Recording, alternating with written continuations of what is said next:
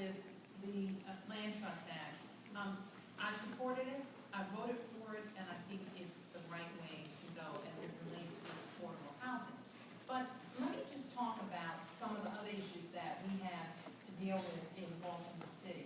It is about affordable housing, but I got a call just yesterday from some constituents who said, well, what about the seniors and allowing them to keep their homes, keep themselves in their homes? And so I have my mom here today because, as most of you know, I live with my mother, and she's living in our house. And so we have to come up with strategies to do a lot of things to help seniors, and I say seniors who are homeowners, help them keep their homes, not just keep them in their homes, but to allow them to keep their homes. It's going to require a lot of money, it's going to require a lot of grants, but one of the things I think is that perhaps a piece of legislation this term that says seniors need protection of our government would allow them to keep their homes. And so I think this is about starting the process of affordable housing, but making sure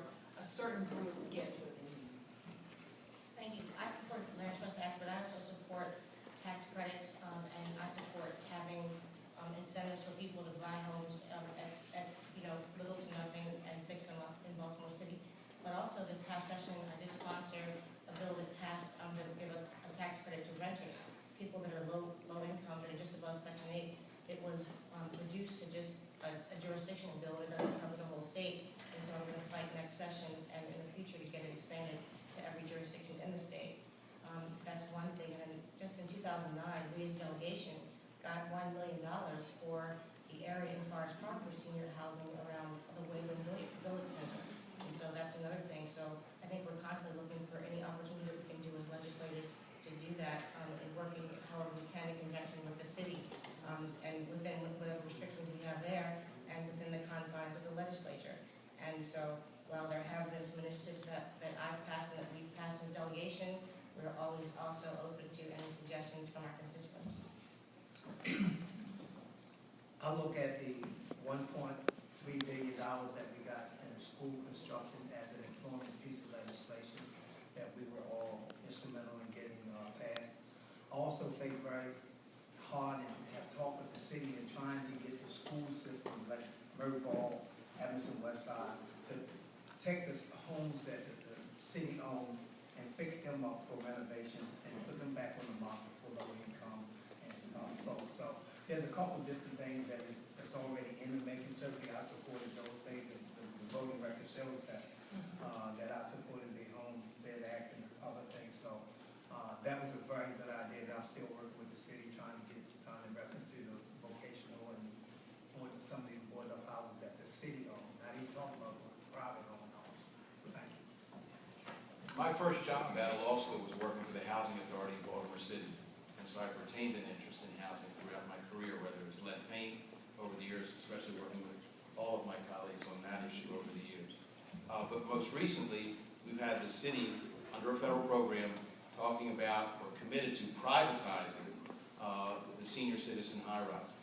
I met with Delegate McIntosh, the chair of the committee that has jurisdiction in the House, that deals with housing legislation, and we met with Mr. Graziano, who's the head of the Housing Authority, and got a written commitment from him to give us a quarterly report on are their homes being saved? Is there dislocation, displacement? Are people from the community getting jobs for the rehabilitation of these properties to make sure this is done right? And then, in addition, High in Northwest Baltimore is doing great things with seniors and helping them stay in their homes. And I think that's something we need to build on, as Senator Gladden pointed out, because throughout this district, we have people who have owned their house for a great many years, but they're becoming older and less capable of living on their own without help. Can you repeat that question, please? Trying to make sure. Maybe. It had to do with Housing, I know. right. Are there particular is there particular legislation that you could support or sponsor that that would provide more affordable housing in Baltimore City and get rid of vacants? One of the programs that is currently in effect in Baltimore City is the Vacants to Value program, which is trying to move properties that are on the city's list into affordable housing through a low bidding process. There's a need in our community for housing, affordable housing for people who are not subsidized. There are a lot of people with the big old houses who would like to downsize, and a lot of the newer properties and the existing housing is for people with income limitations. So I think we need new buildings put up for people who are not income limited but just want a nice newer property for their status, not to be in the big old houses that are currently in the district. Thank you. The next question will start with Lisa Gladden. The needs of Baltimore are great in the area of infrastructure improvement. May we have your thoughts on how the funding for infrastructure upgrades can be secured or maintained? That's a great question, and while I believe that the easy answer might be one of increasing taxes, that's probably not the best way to finance infrastructure improvements. So what do we need to do? Maybe we need to think about finding toll roads or creating toll roads in places that you have heavy traffic and you have very few, or you have limited numbers of city residents who are coming through. And so maybe you want to create a toll road. Maybe what you want to do is you want to talk about TIFs.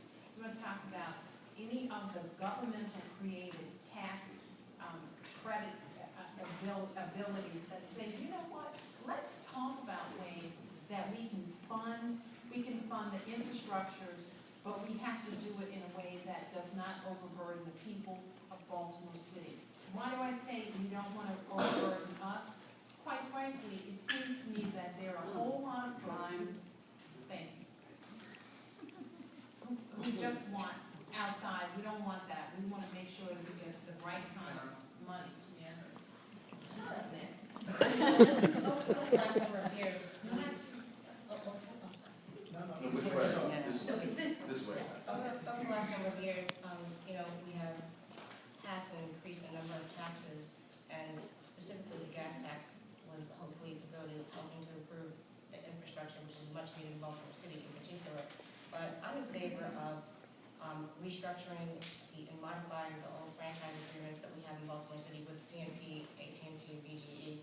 For a long time, those have been sleeping giants in terms of the big money that benefit from these old agreements that are antiquated and, benefit from utilizing an infrastructure but aren't necessarily, they're locked into these very low amounts of money that they pay.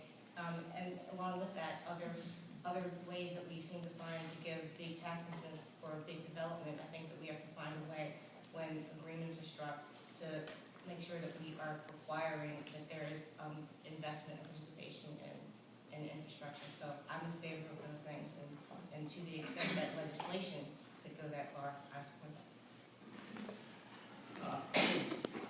I agree with my colleague in reference to the tax credit that we give corporate giants for not paying any taxes at all.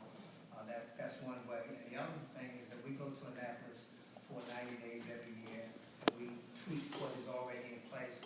So why not continue to look at, since we're blessed in getting money up in the area without having slots, why don't we look at some of that money as the slots money comes in and use some of that? Last year, we enacted a $1.1 billion infrastructure plan for Baltimore City, and that was for each and every school in the public school system.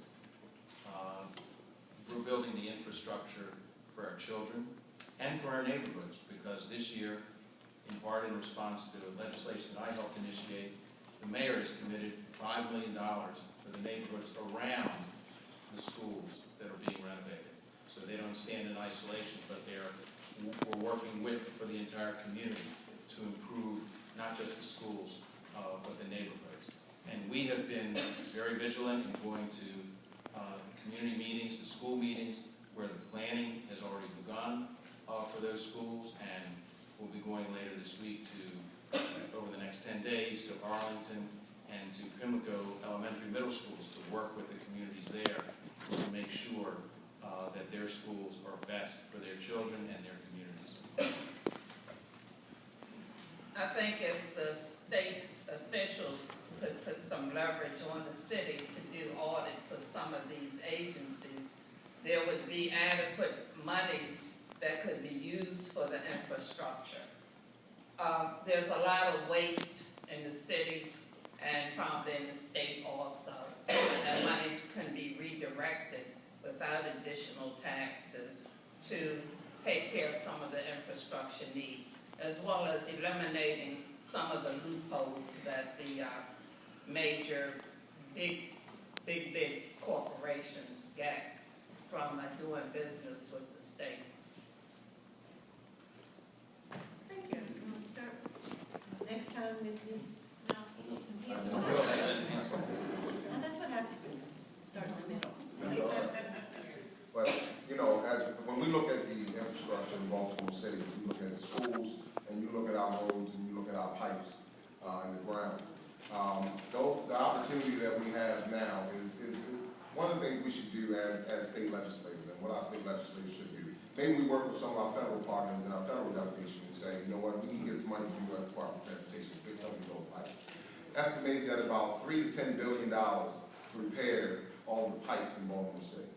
And right now the city doesn't have the money. So we have to be very strategic in how we get additional funds without, one thing I would not do is add one more tax to the citizens of the city. Not in the toll road, not in any other legislation that's going to hurt the residents of the city and of the state. We're taxed very heavily now. Gas tax and rain tax that's supposed to go to transportation and infrastructure. We have not seen those things come to fruition. So I think before we add one more tax, we need to be more strategic in how we go after developing the city infrastructure. Thank you. Next, we'll start with Ms. Parker. Right in the middle. So what are your priorities with respect to the juvenile justice system? How is it dealing with juvenile offenders? I can't do this in a I'm the chair of juvenile law for the House of Delegates, and so I've been working on juvenile reform. In 2013, I passed a task force on juvenile court jurisdiction, because basically juvenile law is the only area of law where we treat children as something other than children. We treat children as adults.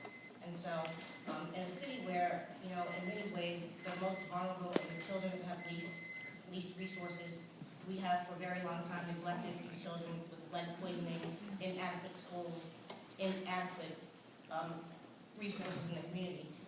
We now, once they are in the juvenile system, charge them as adults and basically give them no opportunity in life. So one of the bills that I passed in 2013 was that juvenile reform bill. This year, as a result of that task force, we did take a small step in the direction of allowing children charged as adults in one category to now be, again, charged, not have to go into the adult system, but go back into the juvenile system or be retained there. It would have been a full reform, except for the Senate did not pass the bill that the House did, and I can talk more on that later. Thank you. One of the things I would not do necessarily is vote for the necessary curfew that they just put in place. I don't think they could have gotten my vote for that. I think that we have to provide more recreation, kids doing recreation and stuff, because I'm the product of that. Had it not been for recreation, I'd probably not be sitting up here right now. The playgrounds open and stuff like that. So I think we need to focus on that. And what we have done in that vein is we have, once the lottery money start coming in from Prince George County table games, we have earmarked 2.5% of that money to come only to Baltimore City and to Anne Arundel County for school construction and 2.5% for recreation and parks. And our district was the one that took the lead on that. So I think